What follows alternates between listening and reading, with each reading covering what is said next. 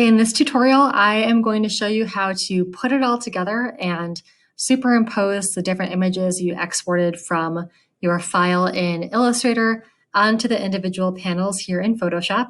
So if you have not checked out the previous tutorials, please go ahead and do so. So to start off, we have all of our individual panels already created here. And we already converted all of them to smart objects in the first step of the tutorial prior to this. So what I want to do is I'm going to start off with my front panel, and I want to select the smart object. So you'll notice as I hover over the bottom right corner of my panel on this little object, it might say Smart Object Thumbnail if you hover over it long enough. You're going to double click on this, and it's going to open up a new tab in Photoshop. So this is the original rectangle that I created. And from here, what I want to do is I'm going to go to File, Place Embedded, and I'm going to navigate in my U drive to where I have the demo images that I exported from Illustrator. So these are all of the individual slices that you created from Illustrator, all sorted as PNG files. So you can go down here to File Types, select PNG, and you can sort this as large icons so you can see exactly what it is you're looking at. So I'm going to go ahead and start off with the front of my box that has my design. I'm going to say place. And you'll notice here that it's not quite the right dimensions. So if you need to nudge it a little bit to fit it on there, that's totally okay. And you can press Enter to amend that transformation. Once you have this done, you can go ahead and say Control S to save and close out of this window. And you'll notice that that image has been applied to my box. Now it's super, super light, and this is because I originally adjusted the opacity of my layers. So I'm going to make sure my front layer is selected. I'm going to adjust the opacity back to 100%, and we'll see that appear here on the screen. I'm going to go ahead and adjust the opacity for all of these. So I'm going to click on my next layer, hold down Shift, and then click on my last one, so all of them are selected. And I'll do this uniform opacity transformation of 100%. You will want to do this too if you haven't done that already. So what I'm going to do is walk through that same process again for each one of my sides here. So again, for my left panel, double click on the smart object, go to File, Place Embedded. I'm going to click on my left panel and say Place. And again, I'm going to have to do some stretching. This is because I didn't take accurate dimensions from the get-go, so that was my fault, but that's okay.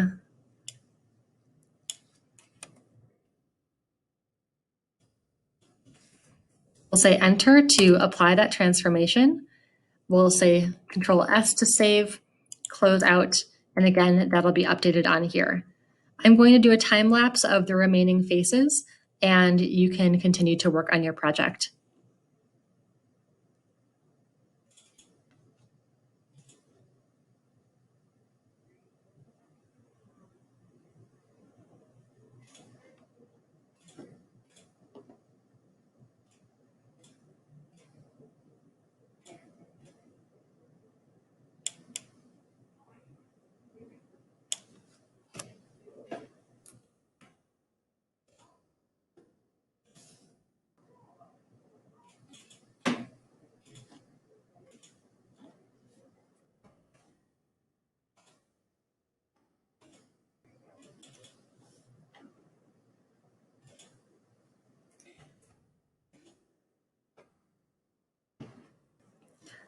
All right, so now that I have all of the different faces applied here, I'm going to add a bit of dimension by playing with layer effects.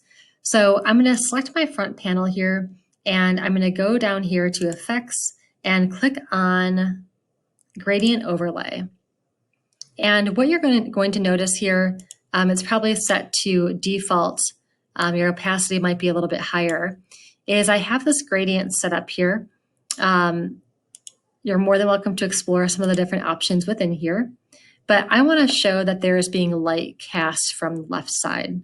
So I definitely want to turn down this opacity just so it's really subtle here.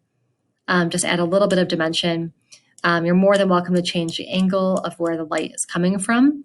If you know the exact angle, you can go ahead and type that in. I want mine at 180. And you can also experiment with the blend modes, which I like doing a lot. So if you click on this drop down here, you can use the arrow keys until you find one that you like. I really like how color burn looks, how it just uses that exact color or complements the exact color that I'm already using. And I can make that just a tad darker. And I'll say, okay. Now you can go ahead and repeat this process for every side if you want, or you can right click on the front panel and we can go to copy layer style, go back over to left, right click here and say paste layer style if you want the same thing. So I can continue doing that for each one here. If you want, again, you can do something different. And let's say for my top, I want to do something, I want to edit this gradient overlay a little bit. I can just double click on the gradient overlay in my panels. And I'm just going to deepen that opacity just a bit, give it a little bit more dimension, and do the same thing with the top flap. Just make it a little bit darker. And that looks good.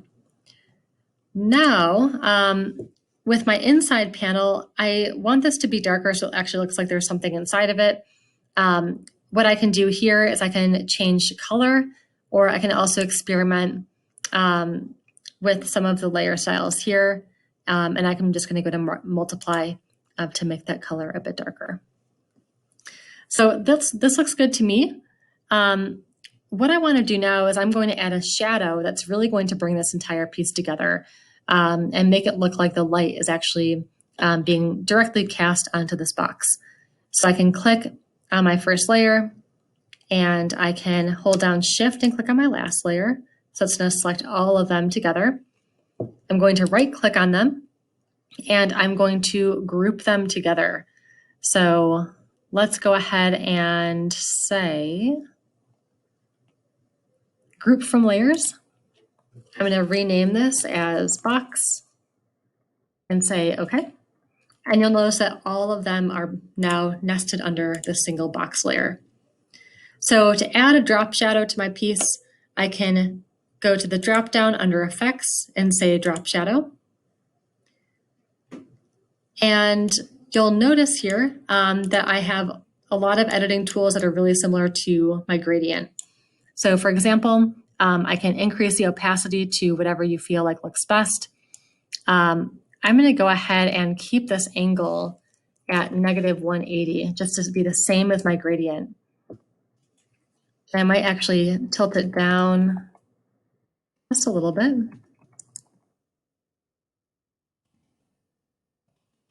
Oops. That's slowly moving. There we go. I can increase the distance, which is going to be how large that drop shadow is. The spread is going to be how far it goes. We're going to keep this pretty subtle. The size too, you can make this quite large or small, but I feel like the more subtle, the better. You can also go up here to the fill, and you can change the color of your drop shadow to whatever you want. I don't always like going with the hard black. Sometimes I like to just complement the color that I have here. So it's like it's playing off the light of the object. And I'm definitely going to turn this opacity down quite a bit. I want this to be really, really subtle, but you can do whatever you want here. And say, okay. Now, once you're satisfied with how this looks, what you can do is you can right click on your box layer and you can say merge group. Now, before you merge group, just know that this is a permanent change and you can't go back into your individual layers once it's done. So keep that in mind. If that scares you and you don't want to do that, that's totally fine. But I'm going to merge group. And this is going to give me the ability to actually move some of these individual pieces around. It actually looks like one of my styles changed here. So let me go into effects.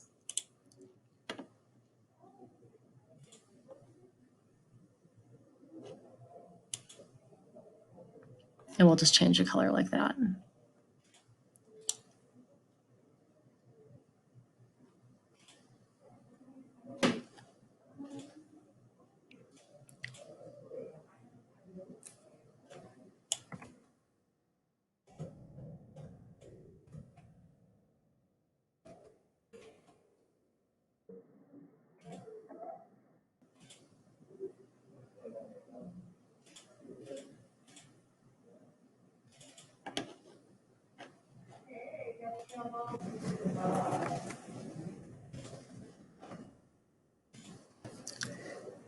So what I can do now that everything is the way that I want it to look, I can make a permanent change. So there's no going back once you do this. You can merge all these different layers together. So I can right click on my box and say merge group. And this is going to convert my box to a single layer. So I can move this wherever I want, especially if you were designing an ad or something around this. You could add text over here and have this standalone box object here. This vector smart object you no longer need, so you can go ahead and hide it or you can delete the layer completely. But at this point, if you are interested in adding to your design and maybe creating more of like a billboard or print ad out of it, you're more than welcome to. Otherwise, go ahead and put your finished box in the center. You're going to save your project and we're going to export it. So go to File, Export, Export As.